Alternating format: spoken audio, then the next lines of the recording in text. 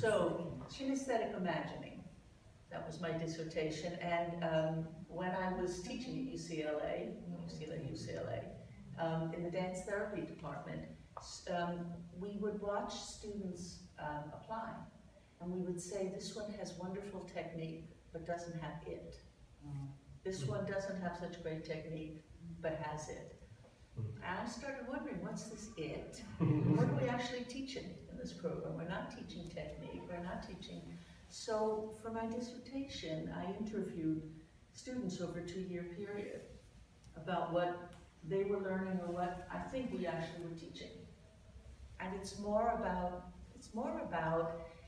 ways to listen to the body, ways to understand the language of the body, ways to interpret it to ourselves, ways to think about how it's a metaphor for everything in our lives, what's going on as we move.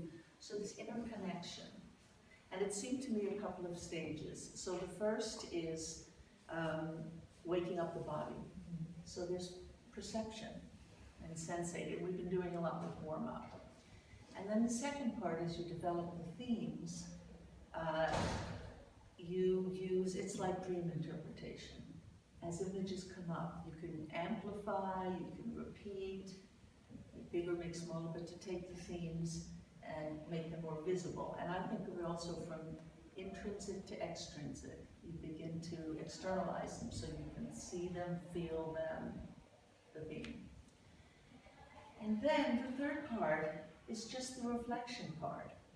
I call it action hermeneutics, because hermeneutics is a study of text, and we're looking at movement as a poem. We call it an action poesis. It's not everyday movement so much we're looking at, not past the salt, but it's more symbolic movement that comes from a different place.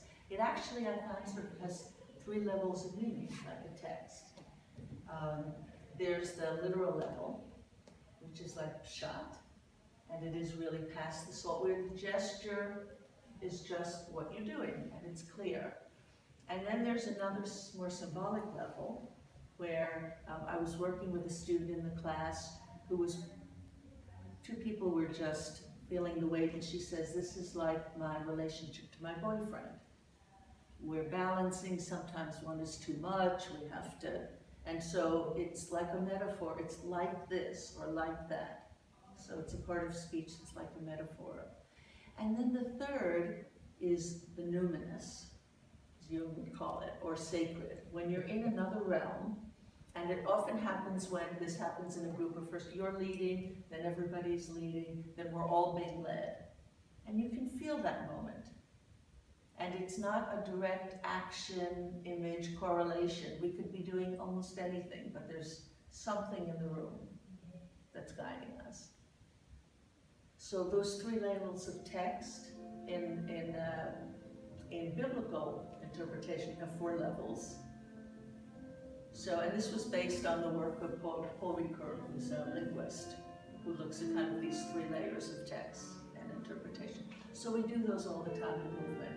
And and kinesthetic is, kinesis is the muscles moving in the joints, and the aesthetic is, according to Aristotle, the forming to meaning, images, phrases. So it's the meaning that the body moving is already forming.